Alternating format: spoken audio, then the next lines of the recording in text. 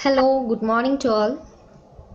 So, today we are going to discuss about motivation. Motivation is a process of arousing and sustaining goal-directed behavior. So, motivation is the process of arousing or sustaining a behavior that is directed to a certain goals. So, it is a reason for engaging in a particular behavior. The reason may include basic needs such as food or desired object, goal, or a state of being. So, the concept motivation is derived from the Latin word movere, which means to move. The word motivation gets its origin from the root word motive, which means the reason we do or what we do. So, according to William G. Scott, motivation means a process of stimulating people to action to decide work. So, it is a feeling triggered within a person that compels him to do something. So, motivation is the root cause of every action that we does. So, it is a combination of a person's desire and energy directed at achieving a goal and is the cause of what we do. Next, let's move on to the topic theories of motivation. So, what does theories of motivation means?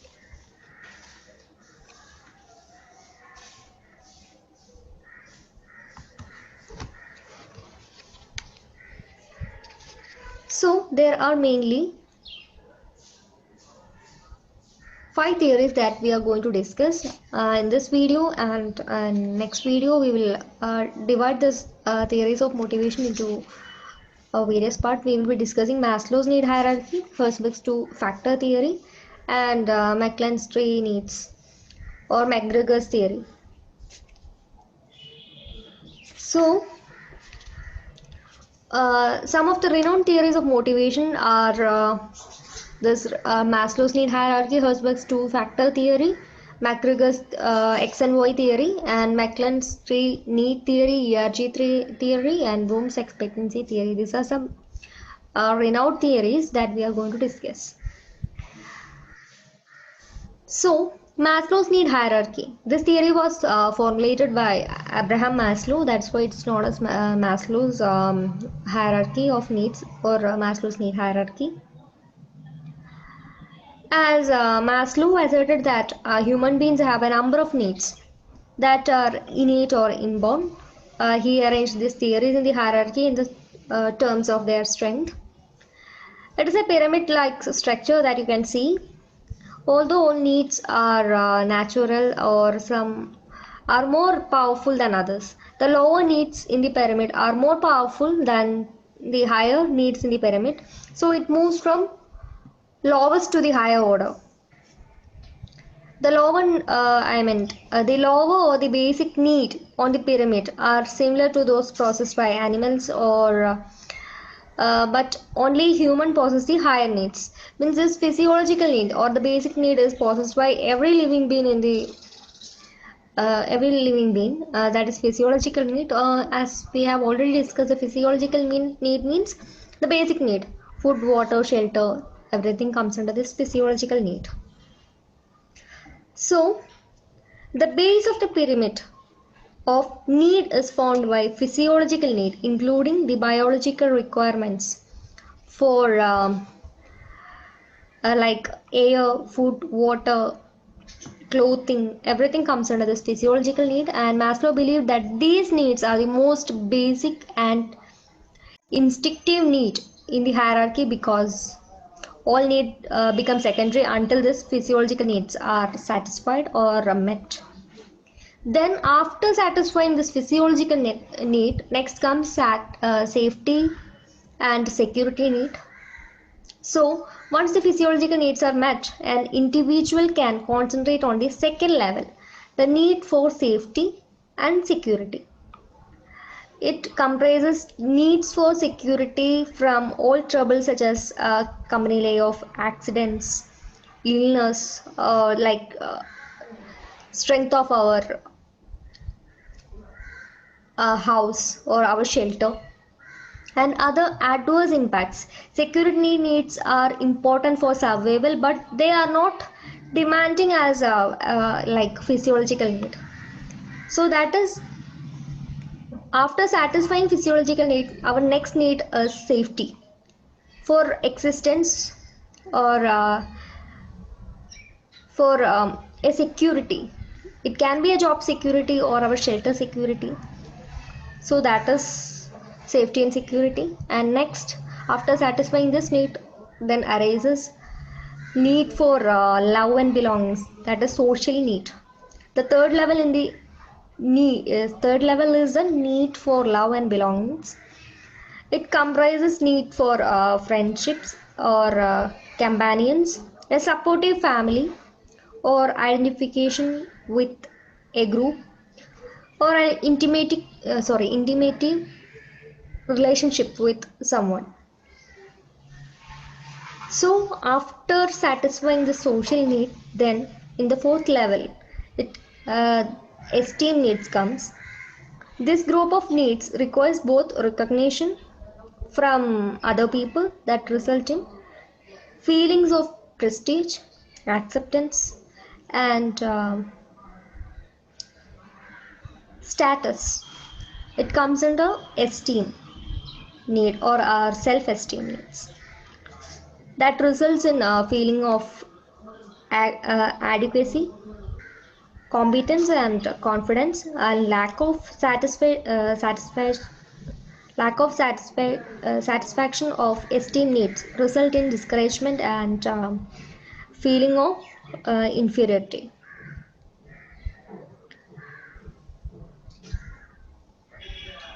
So esteem need is one of the important need when an individual is being recognized or has satisfied all the basic or the needs below, that is physiological, safety, and social need. So when it is not satisfied, that esteem need is not satisfied, they may feel discouraged or an inferiority complex may arise. So next need after esteem need is satisfied is self-actualization need, and finally self-actualization sit at the apex of the need pyramid. It is the last need that an individual or an human being may possess. So according to Maslow, people who have attained self-actualization have attained their potential. So there is nothing else they need, or their wants are finished. In the such stage, we say that self-actualization need is arising. According to Maslow, uh, the people who have attained self-actualization may possess some characteristics, that is they embrace the facts and realities of the world rather than denying or avoiding them. They are more creative and they are interested in solving problems of others, and they have spontaneous ideas and actions, and they feel closeness to other people and generally appreciate others life, and they don't complain about anything. They have the ability to view all things in the objective manner. So they are the person who has attained every need, so they are very polished, and they feel more comfortable than other people. So that's what is Maslow's hierarchy. Now let's move on to Herzberg's theory. So Herzberg, Frederick Irving Herzberg, a well-known American psychologist, so formulated this theory, and it is also known as motivation hygiene theory of job. According to this theory, people are influenced by two factors, that is motivation factors and then hygiene. Motivation factor. These are the motivation factors.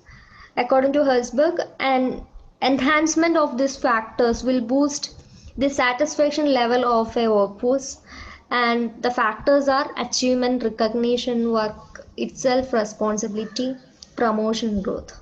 These factors motivate an employee who is working in an organization.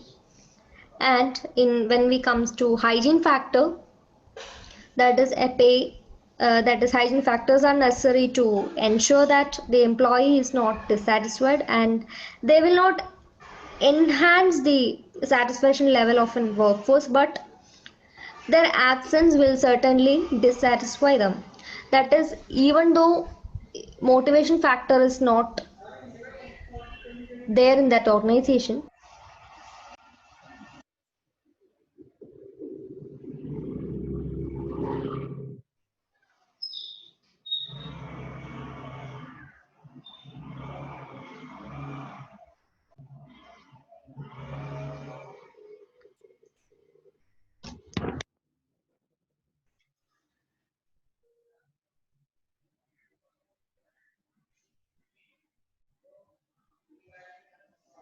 Organization, the people may work or they may get motivated, but when a hygiene factor is absent or is not there in that organization, particular organization, the employees may get dissatisfied.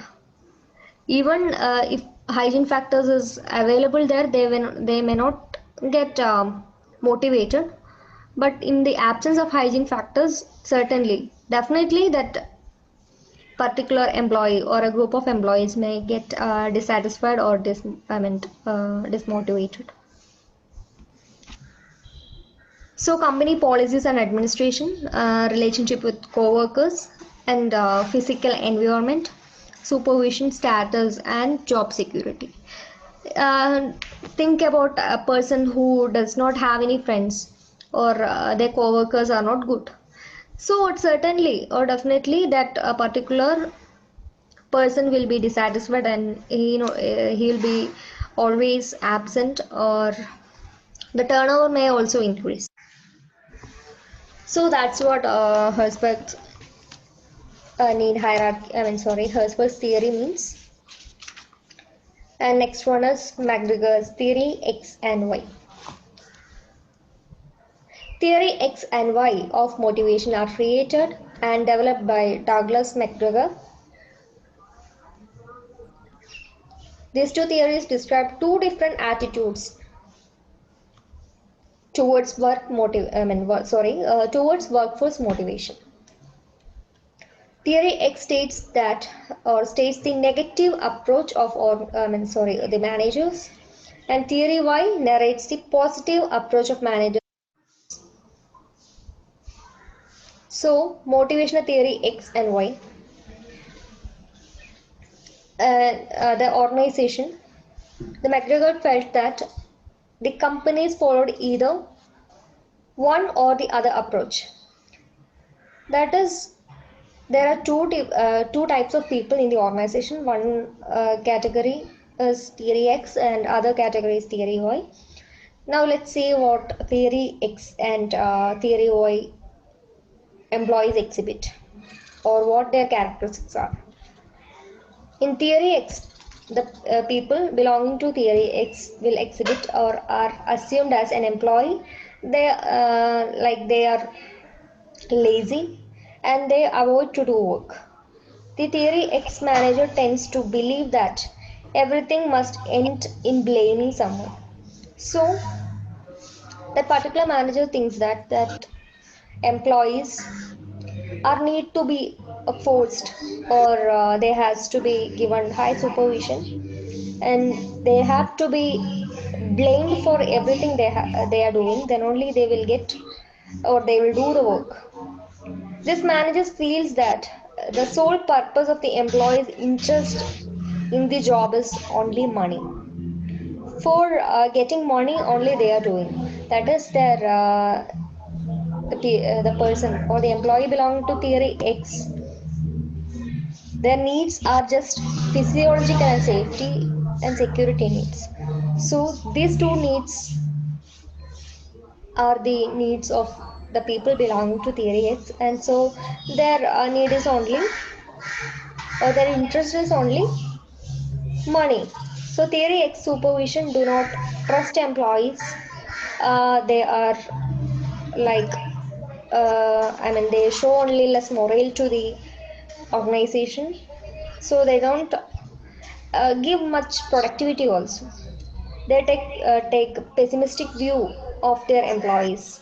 So theory X manager believes that his or her employees do not really want to work, but they try to avoid responsibility, and like they try to avoid the responsibility, and that it is manager's job to make them work or energize that particular employees. So theory X managers naturally adopt a more autocratic style based on threatening and giving them punishments to do work. He's thinking that his employees, that particular manager is thinking that employees are lazy and they avoid responsibility. And when coming to theory Y, that this theory management assumes that employees may be ambitious, self-motivated, anxious, and accepts responsibility and exercise self-control. Uh, they need not be supervised because they get motivated, and they does the work very well, and believes that employees enjoy their mental and physical work duties. And it is also believed that they are given chances. Employees have the desire to be creative and forward thinking. A theory by manager will try to remove the barriers and prevent workers from fully actualizing themselves. And theory Y manager believes that given the right condition, most people will want to do well at work because they want to develop themselves. Theory Y people are tend to develop themselves. That is what the belief the manager has. So McVicker's assumption about people based on theory X are they are naturally indolent and lack ambitions, and they are lazy and dislike responsibility and prefer to be led. Inherently self-centered and indifferent to organization need because they have their own needs, and they don't consider organization needs that is to be satisfied. That is the assumption about the people belonging to theory X. Naturally resistant to change because they are comfortable where they are, and they don't like any changes, because when we are adapting any change we need to work more. That is considered gullible and not bright, ready.